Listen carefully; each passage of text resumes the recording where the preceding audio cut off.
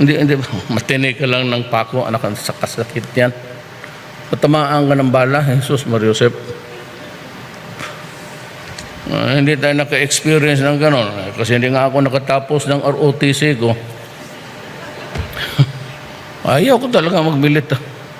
Ayaw ko nga yung sigaw-sigawan ako. Kaya natapos ako ng ROTC so I went to Ginaldo, sabi ko, paano ba ito? Mag-graduate na ako. I was graduating sa College of Law. Sabi ng payat doon na assistant register, hindi ka makasama kasi wala kang ROTC. Saan buting gawin ko? Sabi niya, ano bang exception? May TB ka, may sakit ka, or handicap, or so, sabi ko, saan bang maraming tibihon dito? Pumunta ako sa San Lazaro. May isa rin niya, nakalinya yung mga ko eh. Ang ingay, in unison. Kanya-kanyang spitum dito is the ground, road. Nung isa kinausap ko sa kolega, gamitin mo itong pangalan mo. Rodrigo Duterte. Ilagay man nila yan doon sa x-ray. Makita yan. Bigyan kita 1,000. Matagal naman yun. So, pa-x-ray siya, nilagay niya. Maya-maya, hindi naman nakuha kagad. Come back, 2 days pa, 3 days. Gobyerno eh. So, I went there twice. I was successful on the 3rd visit. Nandoon siya. Binigyan ko pa ng another tip, 500. Nakuha ko pag anong Rodrigo Duterte. Wala na. Wala ka ng dark, sabi ko, punta ako doon sa eskwela. Bata naman. Ito na sir.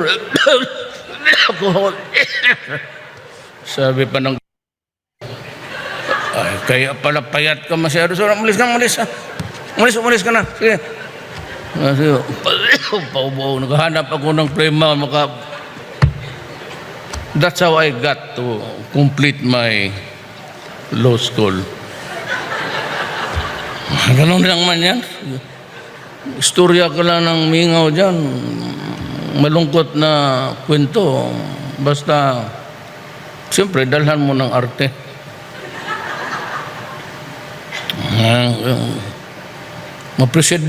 Mapresidente ka kaya kung hindi ka marunong mag-arte? Mga Pilipino, 4 million ba ang majority?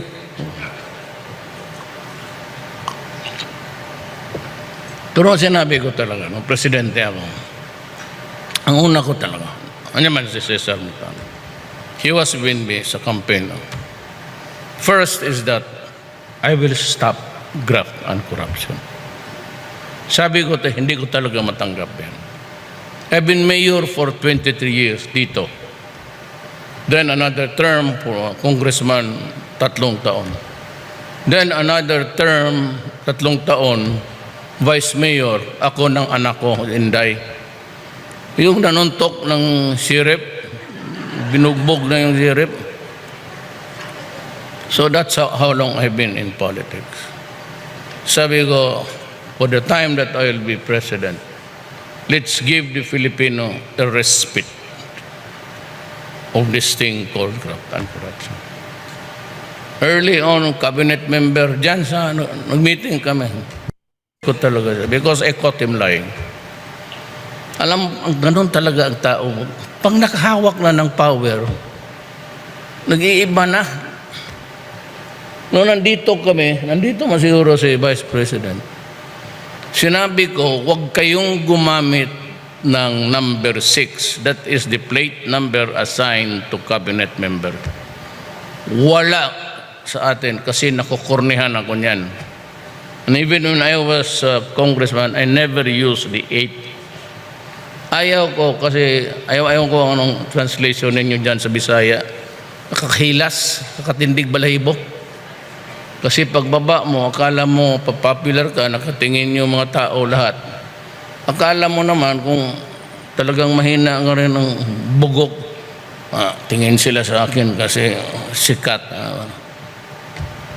And I told them to walang magamit ng siren, at I do not like yung you strut around with many bodyguards. Ito, galing kami dito, pagbaba ko, pag alis yan, nagsirin ang tapos maraming bodyguards. Yan talaga ang sakit ng Pilipino. Aywan kong mabutit na salita ako. Hoy, makinig kayo mga ayan, nandyan yung media. Kayo mga opisyal na ang aarte ninyo, wala namang kayong mga klase na nakakawawa kayo patayin. Pero kung buhay kayo, nakakainis naman kayo. Yung mga style na pulis na, sino bang papatay sa iyo? Papatay nyo sa iyo yung asawa mo siguro kasi binigay mo lahat sa kabit yung alahas niya. Kukuroon lang ako, sabi ko, nandito yung lahat network. Kayong mga public officer. Ako dito noon, nagbumotor ako mag-isa. Hindi ako nagyayabang. I'm just saying that I'm comparing myself with you guys because usually, burot ang ulo ninyo.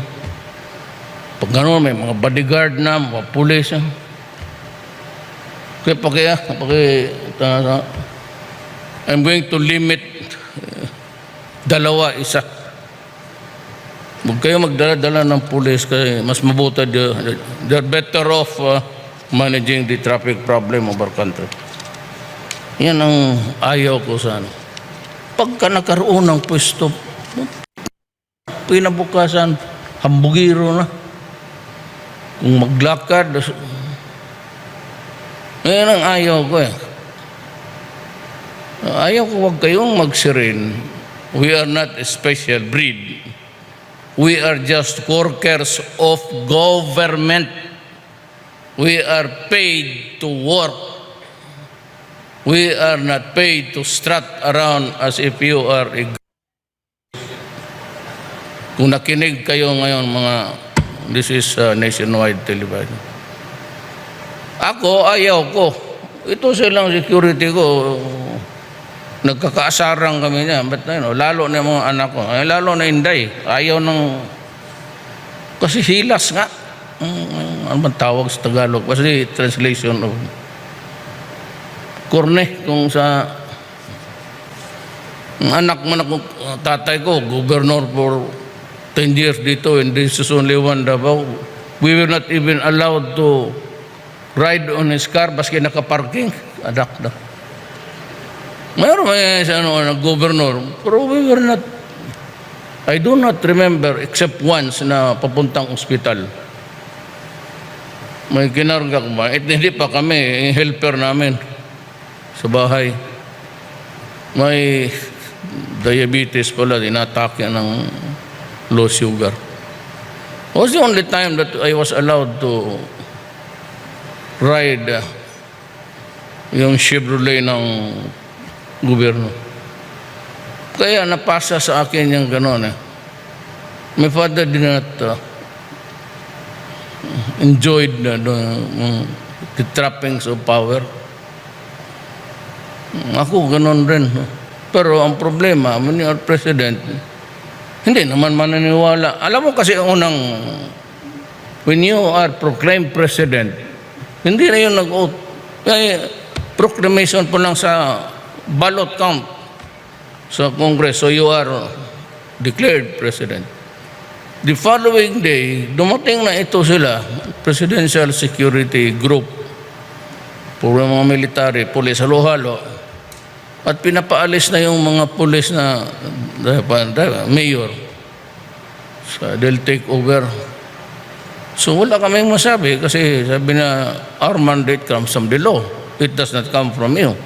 So we're here really to just implement what is. Hindi, wala akong magawa. Sakay ako, pero nung kalahating kilometro na ang entourage, May nakita ako doon sa likod na white flashing, blue, green. Sige ako tingin dito sa rear view. Sabi ko, ano yun? Bakit mahaba tayo dito? Ano yung puti? Sabi, sir, ambulansya yan. Bakit ambusin ba talaga tayo nito? Kung dagdagan mo na lang ng punerarya. Yung kasi kung galing ka sa ambulansya, di mo dali, diretso ka na doon sa... Kaya ako, maglakad ako dito 3. Maglakad ako dito 3. Ako yung sa gitna, yung pick-up, kasi I've been used to pick-up. Day 188, I was using a pick-up. Until now, hindi ako na, this is not a pretended humility. Hindi na talaga ako nasanay. Hanggang pick-up ako. Tignan mo sakyan ko dyan, paglaba pick-up yan. But kung maipit ako sa panahon, ano lang. Do you know why? Do you know why ayaw ko magpasyal? Even in Manila. Because when you go out from whatever function doon, pag serbato ng I don't know, ang tawag nila sa akin, Juan de la Cruz, Juan Tamad, alis na. Lahat ng kanto yan na madaanan ko, parkingan niya ng pulis na tawag na Haggard. So, kanto. So, paglabas mo, marami pang mga bisita. Sige, bye-bye. Girly, ano ka ba niya? Sige, pag-usapan natin. So, delay na yan. So, ang every kanto, hindi mo alam, exponential ang... Hindi mo talaga malang how many cars will be delayed or be lining up in that particular street na nasiran. Dito sa kabila, ganun rin. All the way. Kaya pagdaan mo, akala mo smooth ang daan kasi tabi lahat. Yun ang ayaw ko. Yung sabi ko, I do not accept invitation, lalo na ganito sa speech. Ayaw ko kasi makamulistya ako ng Pilipino. Ang hindi kasi nakuha ng iba ganito. And I hope you guys are listening. Hoy mga trabahante lang tayo ng gobyerno. There was never a time where nagsabi ako public official. I will just say workers of government kami. And you never heard me talk about Malacanang Palace. Sinasabi ko lang, my office. You just go to my office and I will talk to you. I'm not used to punta ka sa Malacanang Palace. Una-una, hindi naman palasyo. Wala namang espada doon, pati bangkaw nakatindig. Maraming lamok. Tsaka yung bangaw. Alam mo yung bangaw? Langaw naman laki. Kasing laki ng pirok-pirok galing sa Pasig. Kasi minsan may magdaan dyan na patay. Kung hindi mo malaman, makasimhot itong langaw na mas masarap na ulam sa Malagayan. Doon magpunta. Hindi man screen dyan. Ang Malacanang di screen. So, kaya lahat namatay dyan, cancer. Kasi sige ka-spray bago matulog. Ako doon ako sa kabila. Ang kwarto ko, ito, hanggang kay Senator, kay Secretary Alan. Gusto niyo pumunta? Punta kayo lang. Sabihin niyo, doon ako sa across the river. Sakay ako ng lancha niyan. Yung lancha niyan, yung purot-purot, pag yun, bug. Hindi yung brand new, ha? Minsan mag-start, bug. Dito na talaga tayo, Pero yan dapat. Ngayon kung mauna ang tao. So, wala akong at saka sa totoo lang, iposta ko yung pagkatao ko. I have never signed anything there about money. I have never signed a voucher about allowances and everything. Hanggang sweldo lang ako. Kaya ngayon, dalawa ang asawa ko, kaya medyo simple ripe rin sila. Paghatiin niyang, kasi alam mo na, kayo tag-isa lang asawa niya. Mahirap yan. Diyan tayo hindi makaintindihan. If there is some frailty in my character, baka yan. Okay. So, may isa pa akong girlfriend na bata. Hindi matanda na itong dalawa eh. Totoo yan. Bakit ko taguin? Itong Amerika, started with itong mga Human Rights Commission. They were talking before the public through media. Tapos, with the admonition and criticizing me. So, pinabayaan ko lang. Mga media yan. Pumasok na yung Amerikano, the State Department, pati yung spokesman ng Presidential Office sa Oval nila, and criticized me, and castigated me.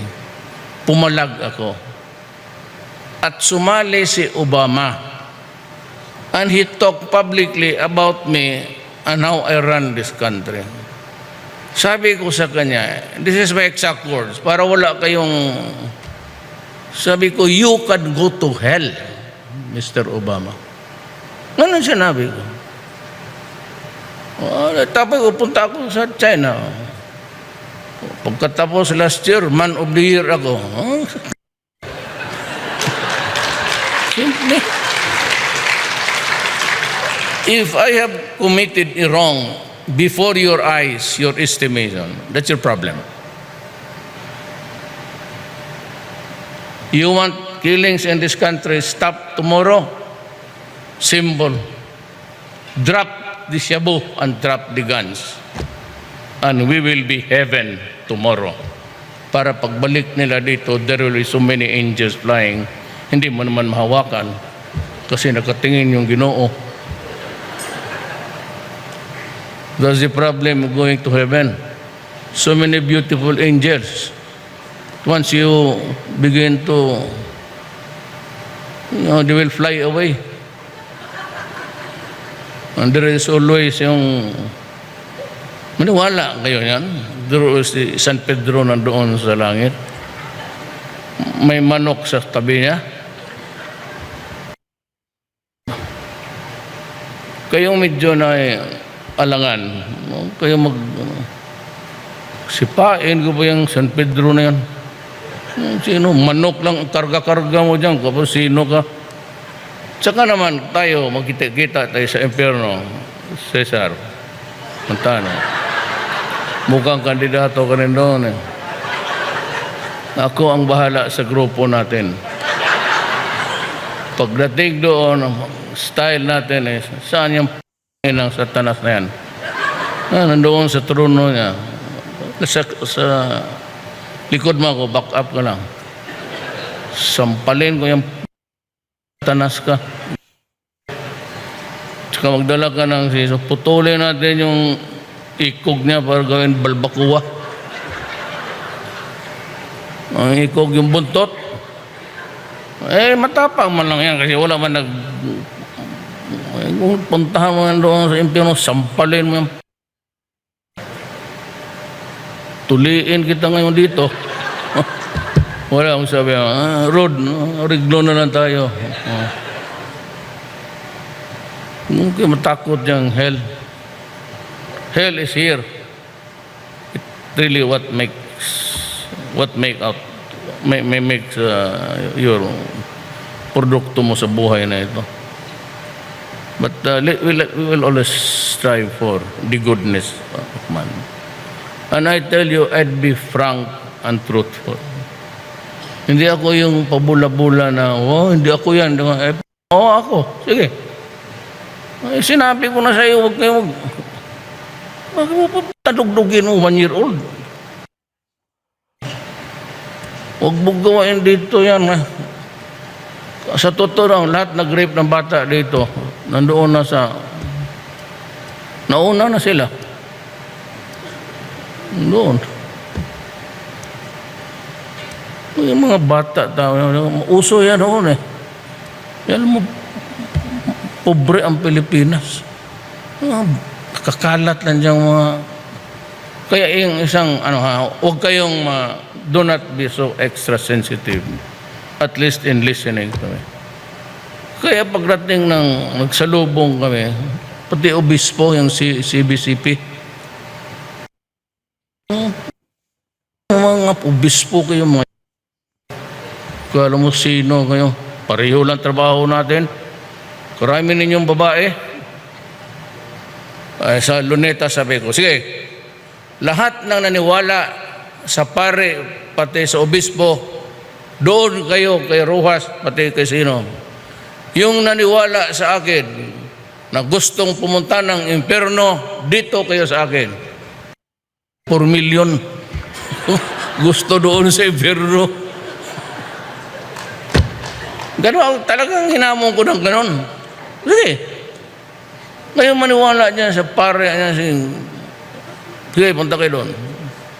Kayong gustong pumunta ng impyerno, marami doong kala mo lang mainit lang pero nandoon yung lahat ng mga bigao na babae na maganda sa bundong ito. Yung mga pangit na punta ng langit. Totoo. So, I took much of your time. At least nakilala ninyo ako. Ay talagang nilabas ko yung natural ko. Para malaman ninyo. But this I can promise you. Kasi ganito lang ako. Medyo bastos, gano'n. Sometimes outright vulgarity. Pero basta ganito lang ako. Ang pangako ko talaga sa inyo, there will be no corruption.